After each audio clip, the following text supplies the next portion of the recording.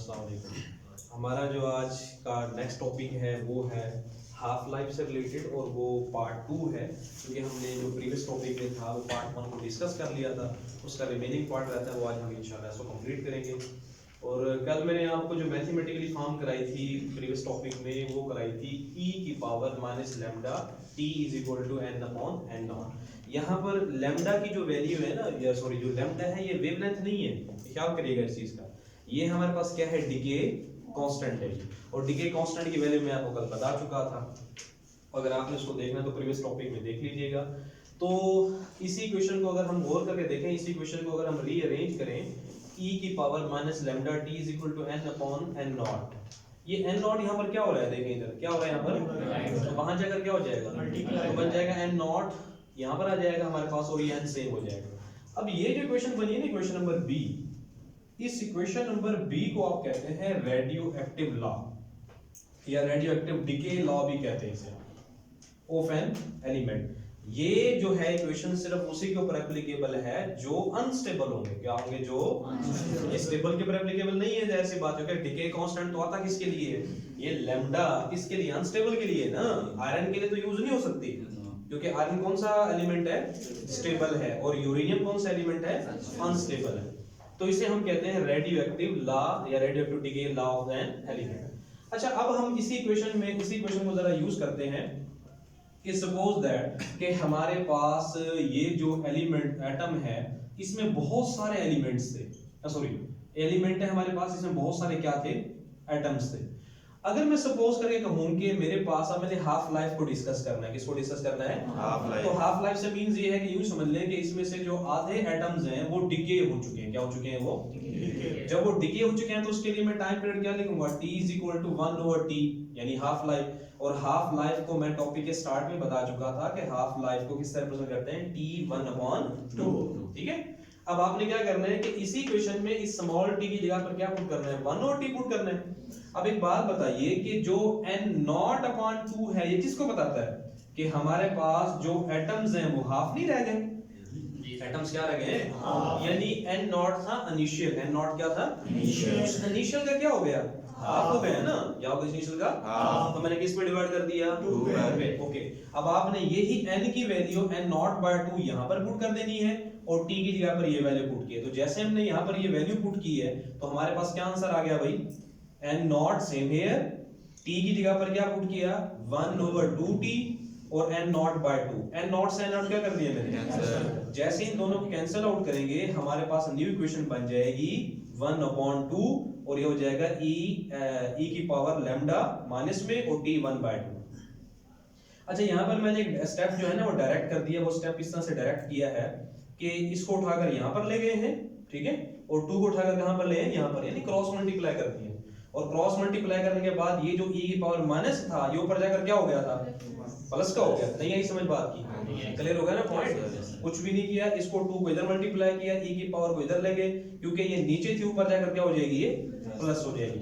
फिर मैंने क्या ले लिया, नेचुरल लॉग, क्या ले लिया दोनों तरफ नेचुरल लॉग। तो जैसे ही हम लॉग लेंगे ना तो लॉग और e की पावर आपको e के आपस में क्या होते हैं, कैंसिल आउट कर देंगे ना, तो हमारे पास क्या आ जाएगा, natural log. Natural log ln का जब आंसर लेंगे तो कितना निकलेगा 0.693, तो आ जाएगा lambda t 1/2।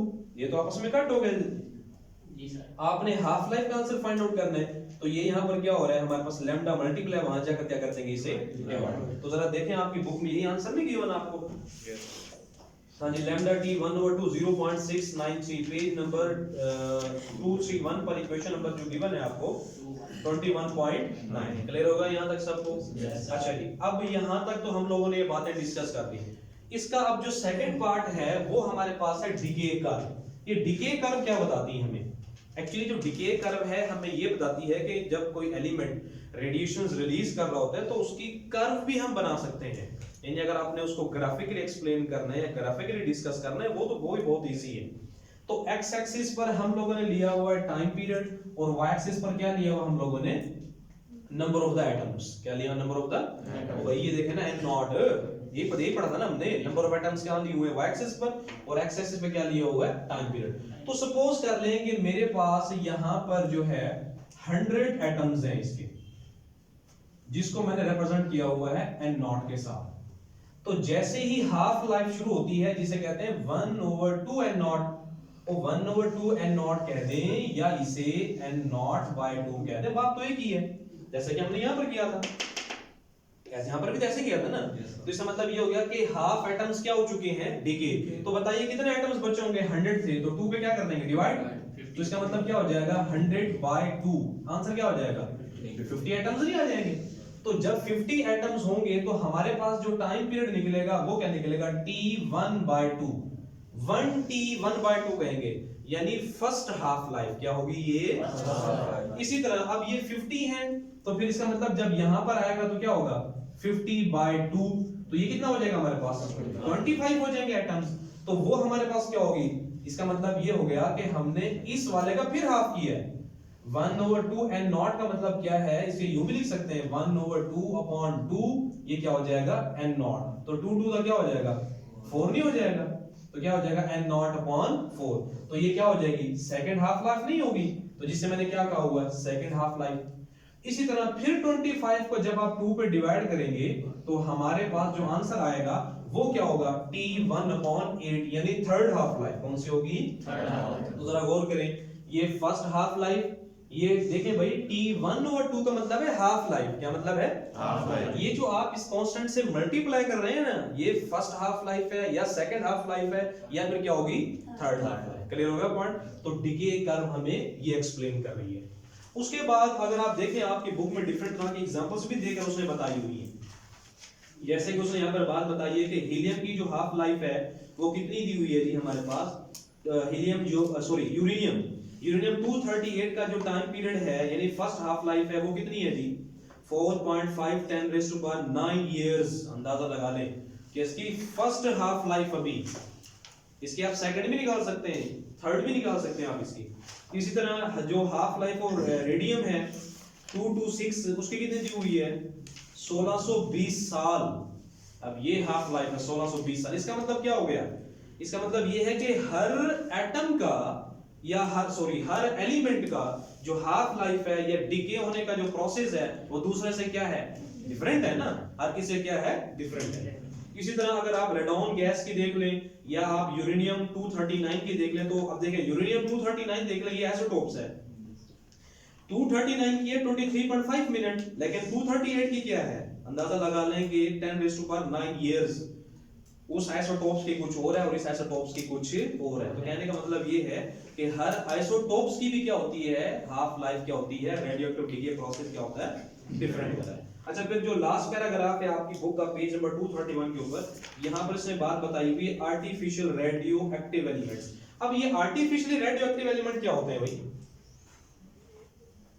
Artificial radio active element देखें, जो आर्टिफिशियल होते हैं ना, हाँ जी, क्या होते हैं आर्टिफिशियल, आर्टिफिशियल का मतलब क्या होता है, नहीं मसनूई, यानी कहने का मतलब है कि एक होता है नेचुरली, एक होता है आर्टिफिशियली। तो ये जो हमारे पास सपोज दैट, जैसे हमने जो आर्टिफिशियली एलिमेंट होते हैं ना उसमें हमारे सपोज दैट कर देते हैं आयरन ले लेते हैं हम लोग।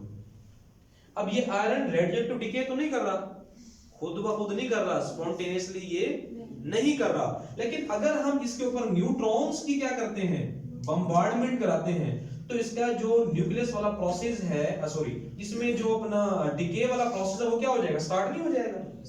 तो इसका मतलब ये खुद ब खुद नहीं कर रहा था, खुद ब खुद ये डिके नहीं कर रहा, लेकिन जब हमने इसके ऊपर न्यूट्रॉन्स की बम्बार्डमेंट की, इसका न्यूक्लियस पहले स्टेबल था, फिर क्या हो जाएगा अनस्टेबल हो जाएगा, एक्साइटेड फॉर्म में आ जाएगा ना, क्या हो जाएगा अनस्टेबल होगा, और इसने फिर क्या कर देना शुरू कर देनी है, रेडिएशन रिलीज करना स्टार्ट कर देनी है। तो इस तरह के एलिमेंट जिनके न्यूक्लियस पहले तो स्टेबल हो, लेकिन आप उसके ऊपर जो क्या करें, फास्ट मूविंग पार्टिकल्स की बम्बार्डमेंट कर दें, और बम्बार्डमेंट करने के बाद वो फिर दोबारा क्या करना शुरू कर दें, डिके प्रोसेस शुरू कर दें, यानी कि वो भी क्या हो जाए, अनस्टेबल हो जाए। तो इस तरह के प्रोसेस को कहते हैं आर्टिफिशियल रेडियो एक्टिव प्रोसेस, और ऐसे एलिमेंट को क्या कहते हैं, रेडियो एक्टिव एलिमेंट, यानी आर्टिफिशियल रेडियो एक्टिव एलिमेंट। तो आपकी बुक में जो लास्ट पैराग्राफ है इसमें यही बात इसने बताई हुई है कि हमारे पास नेचुरली अकरिंग के अलावा जो एलिमेंट हैं वो दूसरे एलिमेंट भी होते हैं जो रेडियो एक्टिव नहीं होते, लेकिन अगर आप बहुत ज्यादा हाई एनर्जी के पार्टिकल्स उनके ऊपर बम्बार्डमेंट कराएंगे तो फिर क्या हो जाएगा, ये हमारे पास अनस्टेबल हो जाएंगे और इस तरह के एलिमेंट्स को कहते हैं आर्टिफिशियल रेडियोएक्टिव एलिमेंट्स। ये फिशन रिएक्शन या फ्यूजन रिएक्शन जो हम नेक्स्ट टॉपिक पढ़ेंगे उसके अंदर इसको फर्दर क्या करेंगे, डिटेल के साथ डिस्कस करेंगे। ठीक है जी, ये था हमारा आज का टॉपिक जी। अच्छा जी, बिस्मिल्लाहिर्रहमानिर्रहीम। हमारा जो नेक्स्ट टॉपिक है वो है interaction of radiation with matter, यानी कि हमने जो अल्फा बीटा और जो गामा रेडिएशंस हैं तो चैप्टर नंबर 19 में भी हैं, 20 में भी है और 21 में भी है।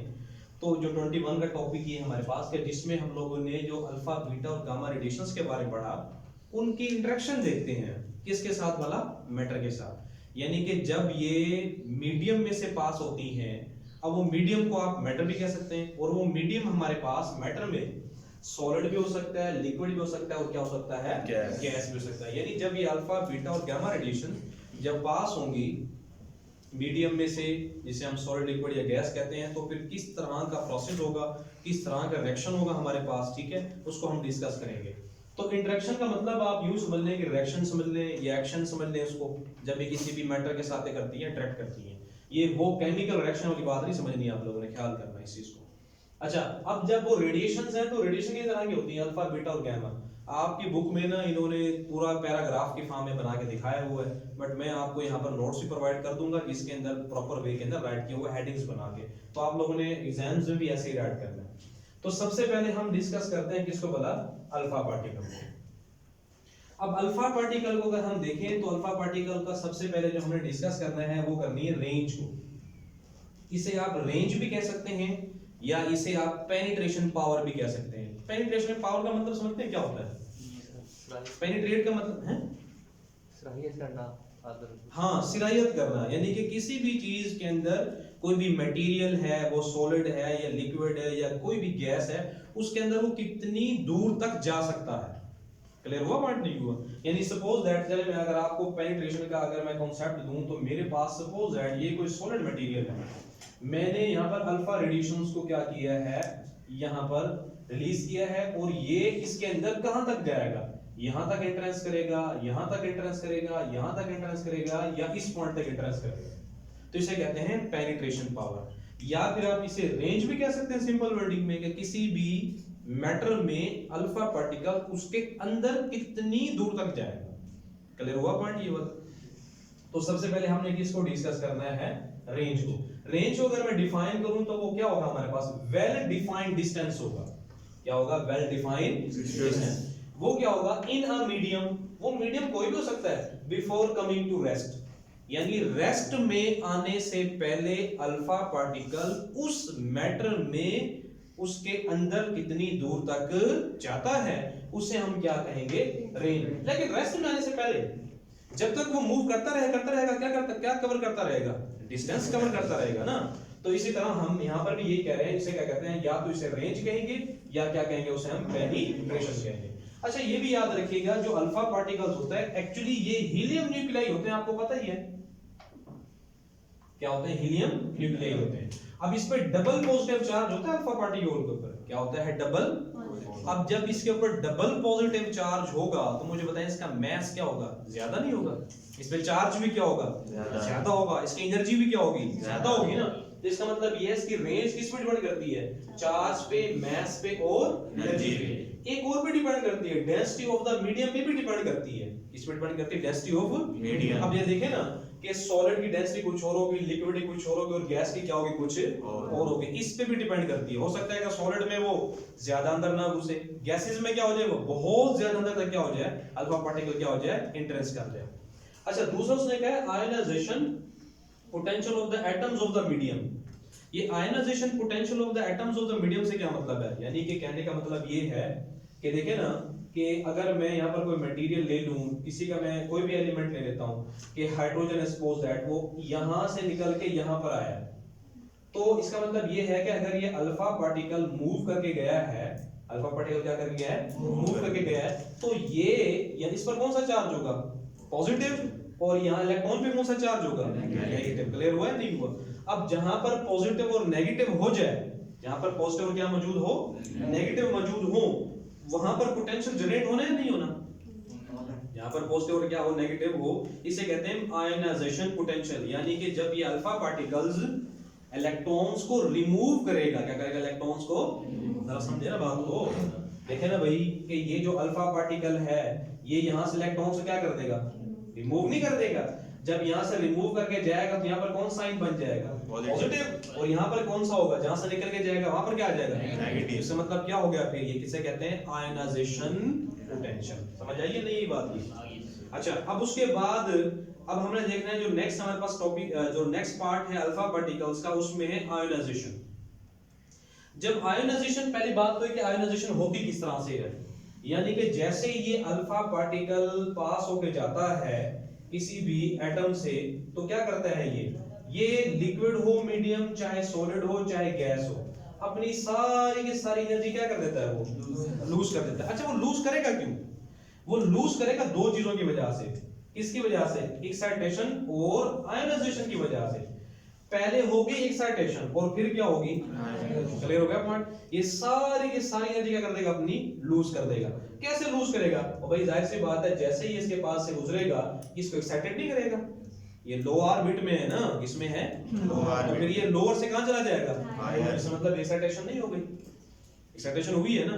अच्छा, इसका मतलब उसके पर जब जैसे ये यहां से यहां पर गया है तो कौन सा प्रोसेस हो गया है? आयोनाइजेशन वाला। तो इसका मतलब अल्फा पार्टिकल क्या करता है?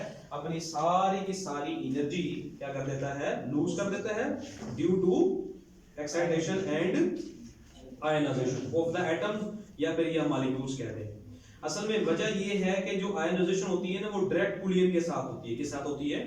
यानी कि क्या करेगा अल्फा पार्टिकल? डायरेक्ट जाकर कुलियन करेगा। अच्छा, इसका जो आयोनाइजेशन पाथ होता है वो कैसा होता है? याद रखिएगा कि हमारे पास अल्फा पार्टिकल का मास 70,000 गुना ज्यादा होता है इलेक्ट्रॉन से। क्या होता है? इलेक्ट्रॉन्स का जो ये क्या होता है? मैसिव होता है। हाँ जी, मैसिव। कितने टाइम्स? 70,000 times than electron. अब ये इलेक्ट्रॉन से बहुत ज्यादा मैसिव है। अगर मैं यूं कहूं कि हमारे पास अल्फा पार्टिकल ग्रेटर देन कितना? 70,000 टाइम, सॉरी 7,000 टाइम्स, तो फिर क्या होगा इलेक्ट्रॉन से? तो एक बात बताइए, क्या ये जैसे ही जाके टकराएगा इसके साथ, यानी सपोज कर लें कि ये मेरे पास अगर नंबर ऑफ एटम्स हैं, ठीक है, और यहां पर क्या है, मैंने कोई भी अल्फा पार्टिकल जो है वो रिलीज किया है यहां पर। अब ये अल्फा पार्टिकल जैसे ही जाके टकराएगा ना, आयनाइजेशन क्रिएट करेगा। क्या क्रिएट करेगा? आयनाइजेशन क्रिएट कर देगा। ये जो मैं ग्रीन कलर की लाइन लगा रहा हूं, ये शो करती है आयनाइजेशन की। अच्छा, ये आयनाइजेशन जो जाके क्रिएट करेगा, ये डिफ्लेक्ट होगा या नहीं होगा? डिफ्लेक्ट हो सकता है ये? और नहीं हो सकता डिफ्लेक्ट, ये क्योंकि उसका मास क्या है? 7,000 टाइम ज्यादा। यानी यूं समझ ले कि 7,000 टाइम्स ज्यादा इलेक्ट्रॉन से। ये हल्का नहीं है ना। और भाई इलेक्ट्रॉन क्या है? हल्का है ना। लेकिन ये क्या है? बहुत ज्यादा भारी नहीं है। नहीं है, समझ बात? तो भाई जब अल्फा पार्टिकल बहुत ज्यादा भारी है तो ये जाके टकराएगा, डिफ्लेक्ट नहीं होगा, बल्कि क्या होगा? डिफ्लेक्ट। क्लियर होगा पॉइंट? और ये क्या करेगा? ज्यादा आयनाइजेशन क्रिएट करेगा। क्या करेगा? ज्यादा आयनाइजेशन क्या कर देगा? क्रिएट करेगा। ये भी आप लोगों ने बात याद रखनी है कि जो अल्फा पार्टिकल्स है वो 7,000 टाइम्स मोर मैसिव होता है इलेक्ट्रॉन से, और ये क्या करता है? डिफ्लेक्ट नहीं होता। कहां से? बल अपने स्ट्रेट पाथ से। बल्कि क्या होता है, ये इसमें एक प्रॉब्लम और भी है, ये बहुत ज्यादा मैसिव है तो पेनिट्रेट कम नहीं करेगा। क्या करेगा? पेनिट्रेट कम करेगा ना। और भाई जब पेनिट्रेट कम करेगा तो अब मैं आपसे क्वेश्चन पूछता हूं, क्या ये न्यूक्लियस तक पहुंच जाएगा? न्यूक्लियस तक पहुंच जाएगा? बोले, न्यूक्लियस तक पहुंचेगा? नहीं पहुंचेगा। क्यों नहीं पहुंचेगा? वो भाई जब पेनिट्रेशन पावर ही कम है तो न्यूक्लियस तक अप्रोच नहीं करेगा। ये भी शॉर्ट क्वेश्चन एमसीक्यूज टाइप आप लोगों ने इसकी बातें क्या रखनी है? याद रखनी है। अच्छा जी, और ये क्या कर देगा? अपनी सारी की सारी एनर्जी क्या कर देगा? ये लूज कर देगा। अच्छा, ये जो फ्लोरेसेंस है, फ्लोरेसेंस का मतलब समझते हैं किसे कहते हैं? फ्लोरेसेंस की डेफिनेशन आपकी बुक में भी गिवन है, जरा देख लें। Fluorescence is the property absorbing radiant energy of high frequency and re-emitting of low frequency in the visible region of electromagnetic spectrum.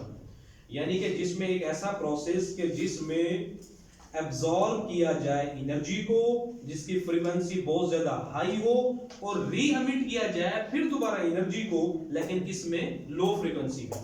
बात को जरा समझें, फ्लोरेसेंस कैसे जनरेट होती है कि हमारे पास हाई एनर्जी हो प्लस क्या हो, हाई फ्रीक्वेंसी हो, उसे क्या किया जाए, एब्जॉर्ब किया जाए और उसके बाद फिर वो क्या हो, री एमिट हो, क्या हो, री एमिट हो, लेकिन किसमें, लो फ्रीक्वेंसी के साथ। तो इस प्रोसेस का नेम क्या होता है, फ्लोरेसेंस। फ्लोरेसेंस का मतलब होता है किसी भी चीज का चमकना, चुंधियाने वाली एनर्जी जो होती है ना, चमकने वाली, उसे क्या कहते हैं हम लोग, फ्लोरेसेंस कहते हैं।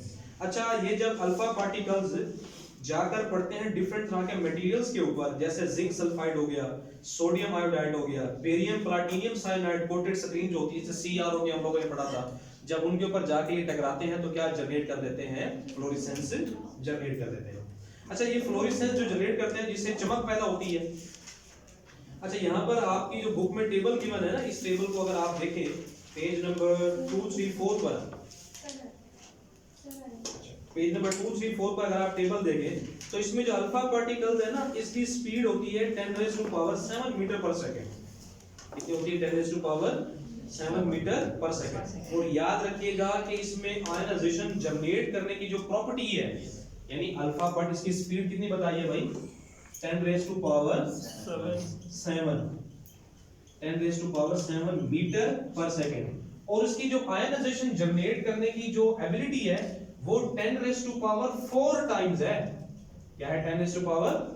लेकिन जो बीटा पार्टिकल है ना, बीटा पार्टिकल, वो है 10⁻²। अब जरा एक बात बताइए, क्या ये 100 टाइम्स बीटा से ज्यादा आयनाइजेशन जनरेट नहीं करेगा? कह सकते हैं ना हम लोग। देखिए ना, ये है 10 ये कितनी है, 1 2 3 4 और ये कितनी है 2, तो 2 0 से 2 0 कैंसिल कर दें, तो इसका मतलब ये 100 टाइम्स ये क्या करती है, 100 टाइम्स से करती है, ये ज्यादा आयनाइजेशन जनरेट करती है। क्लियर हो गया पॉइंट? ये नहीं हुआ, हो गया। ये था हमारे पास अल्फा का, और हम इंशाअल्लाह कल बीटा का और गामा का डिस्कस करेंगे। ओके, सर एक